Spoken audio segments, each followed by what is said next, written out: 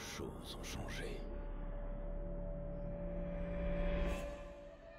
J'ai été mis à l'écart si longtemps.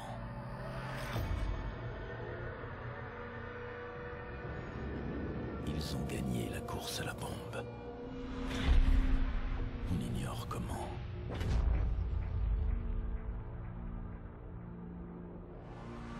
Ils ont contraint le monde à se soumettre. Ils ont pris notre liberté. Réduit à néant ce qui a mis des siècles à être construit. Ils ont terrorisé le monde par leur puissance. Asservi des millions de personnes. Soulèvement. Rébellion. Résistance. Écrasés sous leurs bottes de fer. Ils ont réécrit l'histoire. Fait étalage de leur force. Ils pensent la guerre terminée. Mais ils ont tort. Eh bien salut à toutes et à tous, c'est BadSnipe. On se retrouve sur Wolfenstein The New Order, sorti le 20 mai et disponible sur PS4, PS3, Xbox 360, Xbox One et PC. Je l'ai eu un petit peu en avance. Je l'ai eu vendredi, il sort mardi, je l'ai eu 4 jours en avance. Donc on est sur PS4. Le jeu est produit par Bethesda Softworks, un très grand éditeur qui a d'ailleurs fait The Elder Scrolls, la franchise, ainsi que Fallout 3 et Fallout New Vegas. Il a d'ailleurs récemment sorti avec Zenimax Studio The Elder Scrolls Online. Donc Wolfenstein, c'est quoi? C'est un FPS où on incarne William Blazkowicz. C'est un agent des opérations secrètes des Marines durant la Seconde Guerre mondiale. Et on se retrouve dans un monde complètement différent du nôtre, puisque c'est un monde alternatif où les nazis ont remporté la course à la bombe et ont gagné la guerre. Donc ils ont tout gagné, quoi. Ils ont lancé une bombe nucléaire, comme vous avez pu le voir dans la vidéo d'introduction. Ils ont lancé une bombe nucléaire sur New York. Et ça leur a permis de remporter la guerre. Et donc ils contrôlent tout le monde, quoi, quasiment. William Blazkowicz, sa première mission, la première mission du jeu, c'est pendant la guerre. C'est en 1943. Et ils sont en train de perdre la guerre. Et c'est soi-disant l'opération qui aurait permis de changer le cours de la guerre. Et en fait, il y a eu une explosion et le héros, que vous voyez ici en gris, tombe dans le coma pendant 14 ans. Donc nous allons commencer cette première partie avec son réveil. Donc on va voir une petite cinématique qui montre tout le moment où il est dans le coma, puis son réveil. On va voir le fonctionnement du jeu, les styles de combat disponibles. Et voilà. Donc le jeu est en deux versions.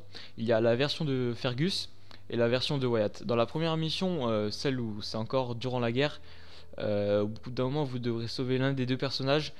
Et ça va impacter sur toute l'histoire du jeu, selon qui vous aurez sauvé.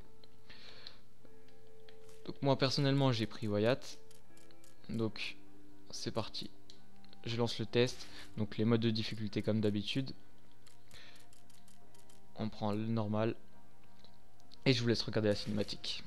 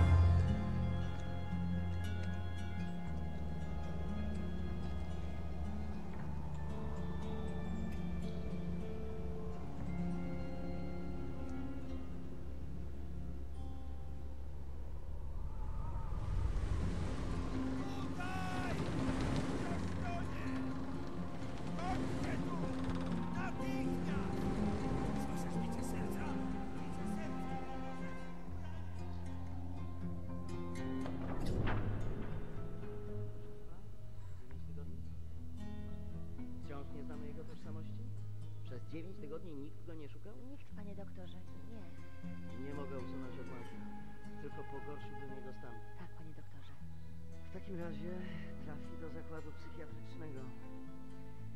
Nic nie możemy zrobić. Mózg jest uszkodzony. Tak.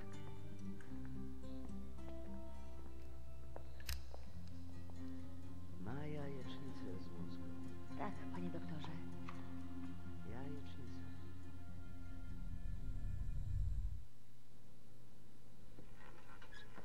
Czekałam na ciebie tak długo.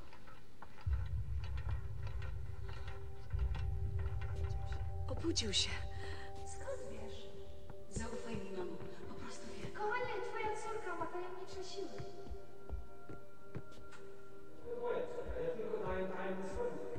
Tato!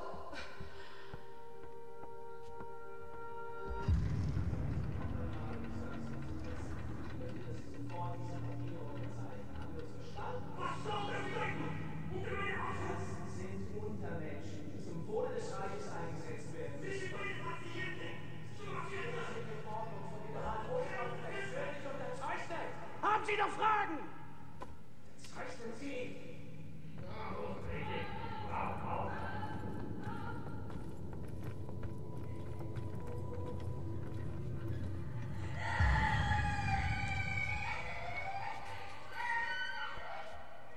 Wkrótce to wszystko się skończy.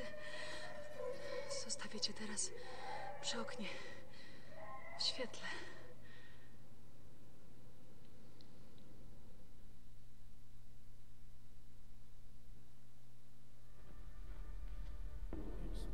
Une sensation étrange, piégée dans mon propre corps. Je m'évanouis, je perds du temps. Parfois on change de saison en un clin d'œil. J'ai du mal à réfléchir. Mes pensées se dispersent, comme une odeur qui s'envole au vent. Mais je fais des progrès, voilà ce que je sais. Je suis en Pologne. Un hôpital. Non, un asile. C'est l'infirmière en chef. Ça, c'est son père, le psy. Sa mère, une sorte de pharmacienne. Il dirige le centre. Parfois, il fête Noël ou des anniversaires. Parfois, des nazis viennent. Ils repartent avec des patients menottés. Le général Strasse se sert à volonté. Le psy fait des scènes, mais il finit toujours par signer. Pas le choix, j'imagine. J'assiste à tout ça, à l'impuissance de ces braves gens. Je suis en vie grâce à eux. Je me rétablis grâce à elle. Elle s'appelle Anya. Elle prend soin de moi. Elle veille sur tout le monde. C'est elle qui fait tourner le centre. Elle aurait dû être mariée, mais la vie en a voulu autrement.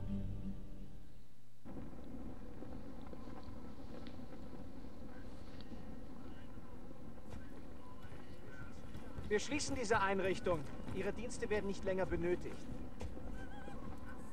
Das war kein Grund, mühselig zu werden, Doktor. Sie haben zufriedenstellende Arbeit geleistet. Weitermachen.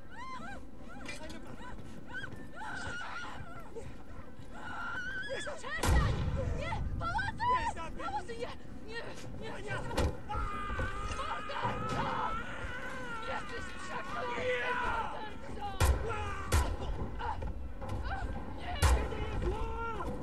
Was hier vorgekommen? Hier meine Befehlsausführung. Unsere Befehle lauteten nicht, die Betreuer zu töten. So einmal der hier. Keine Ahnung. Bring's in den Keller. Von der Entscheidung. Komm auf!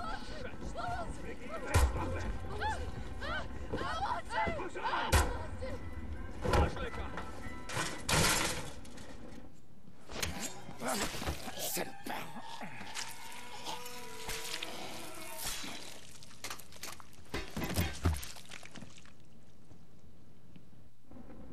Anya, où est-ce qu'ils t'ont emmené? J'ai les jambes en compote. Les doigts sont engourdis. J'ai le pire mal de crâne.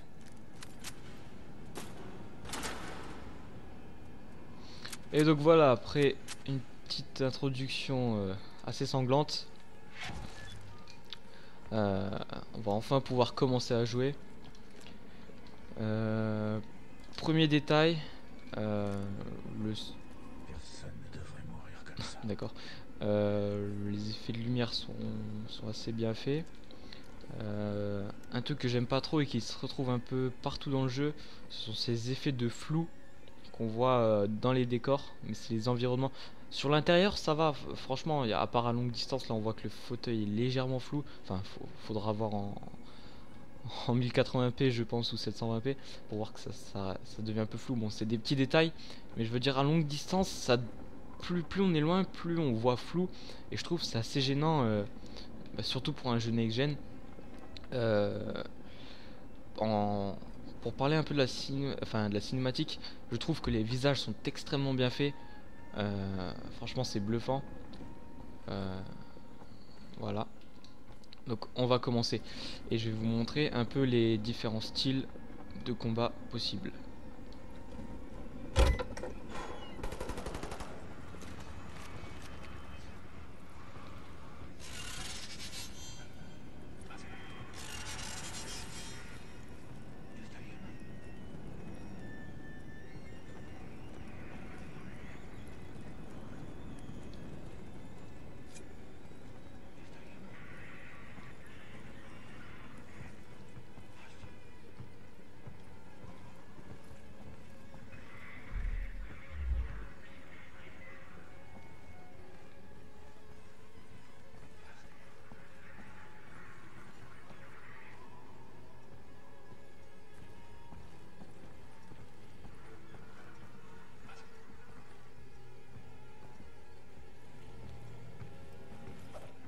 Donc on a une IA qui est quand même assez bête.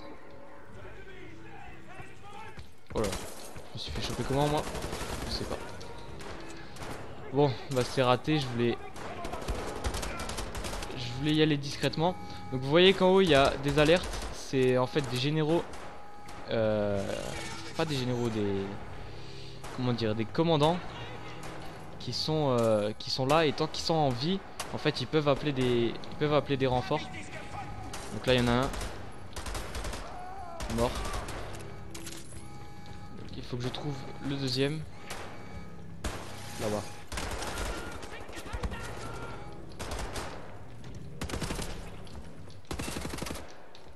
Donc là j'ai un peu fail ce que je voulais faire. Là vous voyez que le démembrement est quand même assez hard dans ce jeu. Voilà. Donc on peut se pencher, utiliser un peu le décor. Donc là on voit que les morceaux de crâne sont étalés sur le cerveau. C'est assez hard. Donc là du coup je vous ai fait une scène assez mouvementée. Parce que j'ai loupé mon action tout simplement. En fait on pouvait y aller en mode discreto, c'est-à-dire accroupi, couteau. On peut en prendre deux d'ailleurs. On peut jeter les couteaux. Donc, comme vous l'avez vu, je l'ai jeté sur l'ennemi qu'il y avait ici. D'ailleurs j'étais assez loin et j'ai pas compris pourquoi il m'a pas vu. D'habitude il me voit même quand je suis super loin. Enfin c'est bizarre. Et bon, je tiens à dire que je joue avant la sortie, donc il n'y a pas eu de mise à jour. Donc là, hop, un petit flashback. Des flashbacks assez érotiques d'ailleurs. Ça il s'en souvient, hein. Enfin bref, bon, on a ramassé des cartouches. On peut prendre les armes dans une main. On peut prendre également les armes, enfin les fusils d'assaut dans chaque main.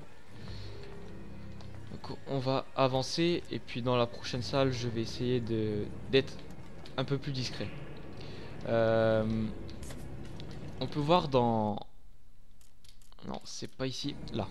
On peut voir qu'il y a une sorte d'arbre des compétences, donc qui permet d'améliorer ce que dans le style de jeu qu'on souhaite faire. Par exemple, moi je sais que je suis assez j'ai beaucoup de compétences. Enfin, là où j'ai le plus de compétences, c'est en furtivité et en tactique. Donc on peut voir que maintenant pour débloquer, je sais pas moi, voilà celui-là, ça me permet, donc c'est étui à couteau plus permet de transporter un couteau supplémentaire. Il faut que je fasse des victimes furtives au lancer de couteau. Donc si je fais encore une attaque furtive au lancer de couteau, je peux transporter un couteau de plus.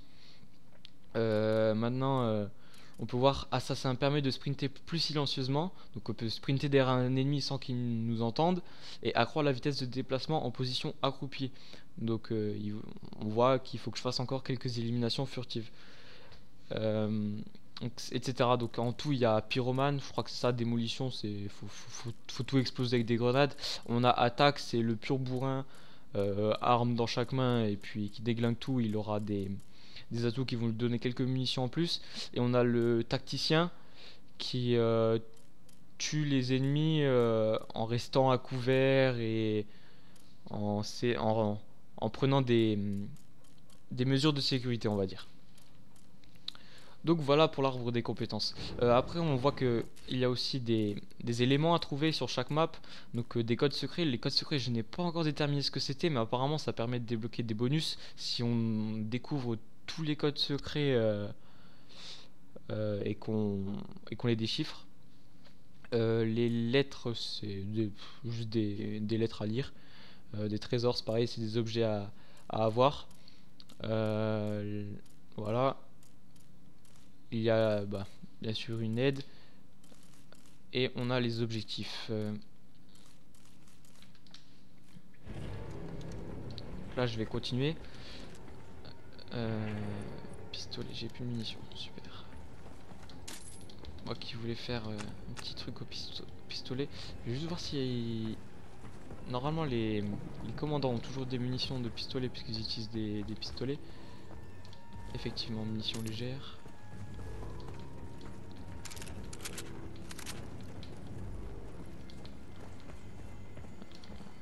Je suis un peu déçu d'avoir loupé mon infiltration parce que tout à l'heure je l'avais réussi.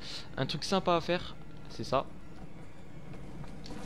C'est on peut glisser en restant appuyé sur rond et c'est juste stylé quoi. C'est juste pour la classe. Bon, on va arrêter de tourner en rond et on va continuer. Donc là j'ai ramassé un pompe. Donc là on peut mettre des silencieux. On en a toujours des silencieux. Il suffit de faire flèche de droite. Donc sur PlayStation, bon sur Xbox aussi je pense. Donc on voit qu'il y a des ennemis là derrière. Donc là on va essayer de faire une infiltration.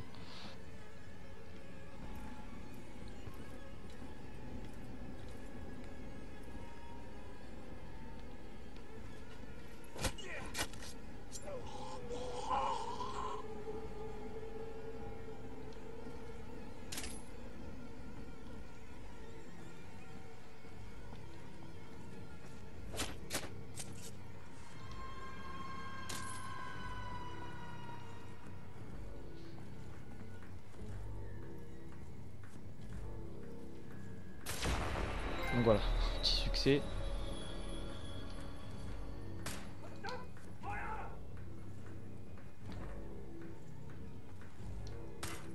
Donc voilà, je me suis fait repérer, mais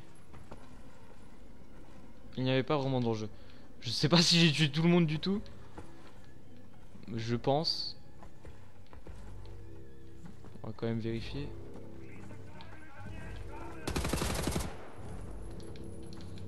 Donc voilà.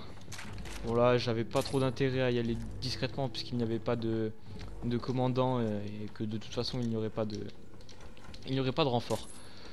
On peut voir qu'il y a des casques à ramasser et des fois des armures, des gilets. Ça permet d'augmenter son armure. Donc vous voyez en bas il y a à gauche les soins et puis à droite l'armure. Donc l'armure augmente au fur et à mesure. Bien sûr elle baisse quand on se fait tirer dessus. On peut des fois voir sur les murs des petites coupures de journal comme ça qui permet de voir des informations un peu sur le jeu, ce qui se passe. Par exemple la dernière fois je suis tombé sur un article qui parlait de Paris et qui parlait de la tour Eiffel, etc. Je veux dire c'est vraiment super quoi parce qu'on nous met bien dans le jeu, dans l'ambiance et ça je trouve génial quoi. Ça permet vraiment de découvrir ce qui se serait passé en vérité si... Enfin, une hypothèse par exemple là, voilà, un gilet. Une hypothèse de ce qui se serait passé si les nazis auraient gagné. Oh, donc là une petite zone d'action. Ça c'est les zones qu'on peut pas éviter, qu'on est obligé de faire sans être furtif.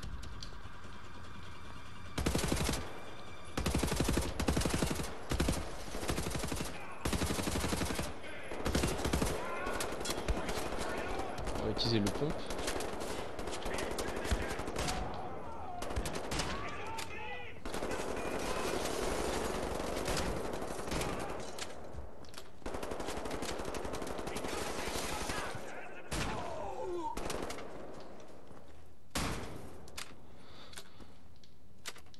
On peut voir que les éclaboussures de sang sont assez bien faits.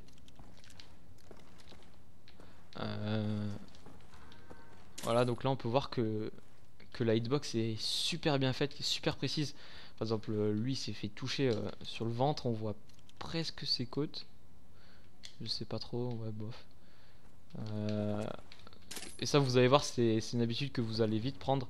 Bon, lui par exemple, on voit exactement tout. On l'a complètement ouvert, le pauvre. C'est un truc que vous allez faire extrêmement souvent au début, surtout quand vous allez commencer. C'est à chaque ennemi que vous allez tuer, vous allez vouloir voir où c'est que vous l'avez touché. Par exemple, lui, je lui ai arraché un bras. Et c'est assez bien foutu.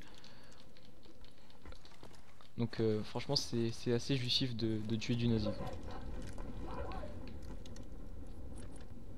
Je crois que pour descendre dans cette situation, on va prendre cette arme.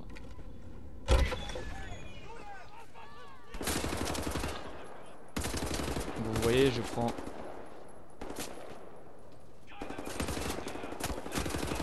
En restant appuyé sur L1, en fait, je peux me pencher d'un mur à l'autre.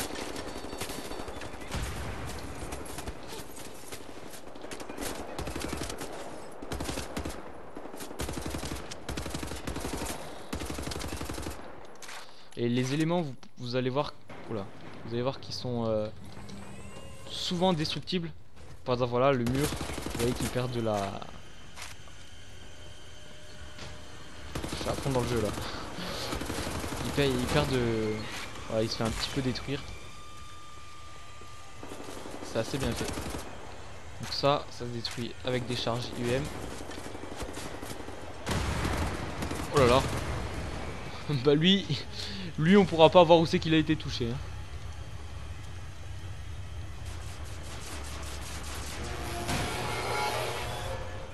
Donc voilà.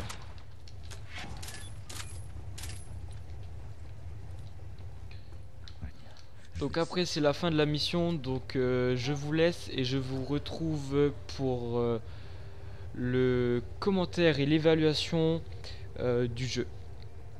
A tout de suite. Et bien voilà, on se retrouve sur mon évaluation. Donc désormais pour toutes mes vidéos tests, je ferai ce genre de petites évaluations où je mettrai mes avis ainsi que les notes que j'estime les plus conséquentes par rapport au jeu proposé. Donc ce sera toujours à la fin de chaque vidéo test. Donc pour les graphismes, je lui mets un 13 sur 20. Il y a de très beaux graphismes dans les bâtiments, dans les lieux clos, les lieux fermés. Malheureusement, sur les lieux assez ouverts, où on peut voir par exemple des montagnes ou la mer ou au loin des bateaux, etc. Il y a un effet flouté qui est assez dérangeant en fait, parce que on se demande si c'est fait exprès ou si c'est parce que le moteur n'est pas assez puissant pour afficher à une longue distance.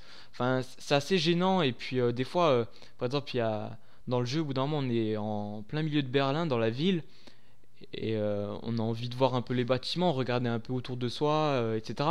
Et puis en fait, les bâtiments sont floutés, on voit des petites lumières pour faire des vitres, etc. C'est assez mal fait. Et pour ça, je pense qu'il perd beaucoup de points sur le graphisme à cause de ça. Sinon les personnages sont très bien modélisés. J'ai fait des recherches mais j'ai pas trouvé. Je me demande si c'est de la motion picture. Vous savez, ces jeux faits avec des capteurs sur le visage de certains acteurs et qui permet de faire exactement les gestes du visage. Et c'est pour ça que on a vu ce style de capture avec Beyond Two Souls, il me semble, si je dis pas de bêtises, hein. À vérifier. Et donc je me demande si dans ce jeu ils ont pas fait ça, parce que quand on voit les traits du visage des personnes quand ils parlent, quand on voit leurs émotions, enfin on arrive à voir leurs émotions, etc. Et je trouve que c'est extrêmement bien fait. et ça lui fait remonter un peu la note sur les graphismes.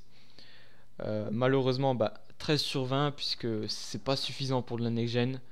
Ce que je peux comprendre, puisque on peut dire que c'est un portage, il est sur plusieurs plateformes, il n'est pas que sur next-gen. Donc je trouve que c'est pas suffisant. Pour le scénario, j'ai mis 17 sur 20. Parce qu'on a des cinématiques juste magnifiques. D'ailleurs, celle que je vous ai proposée, elle est juste super, quoi. On est bien à l'intérieur de la tête du personnage, on, on s'identifie à lui, et c'est juste génial, quoi. Et puis son histoire est impressionnante à suivre. Là, je vous ai pas montré, je vous ai montré qu'une une, une infime partie du jeu, mais l'histoire est super à suivre, et l'originalité du scénario, il est génial. Je veux dire, des films, enfin des films, pardon, des jeux sur la Seconde Guerre mondiale, il y en a des tonnes et des tonnes, mais des films qui se passent après la Seconde Guerre mondiale et où les nazis ont gagné, on n'en voit pas tous les jours, quoi. Et je veux dire que l'idée elle est là, quoi. On, enfin, fallait y penser, quoi. C'est déjà, ça vaut déjà beaucoup de points, hein, pour moi. Et l'histoire, elle a à dormir debout, et on y joue parce qu'on va à tout prix savoir comment il est le monde quand il y a la victoire nazie, quoi. Je veux dire, bon, c'est qu'une hypothèse, mais ça permet d'avoir un aperçu, et c'est juste flippant, en fait. C'est flippant. C'est totalement flippant quand on voit ce qui se passe dans le jeu. C'est totalement flippant. La durée de vie, je lui ai mis 15 sur 20. Pour une campagne, on a à peu près 20 heures de jeu pour une version de l'histoire. Je vous ai montré les versions. Donc il y a la version de Fergus et de Walter, ou un truc du genre.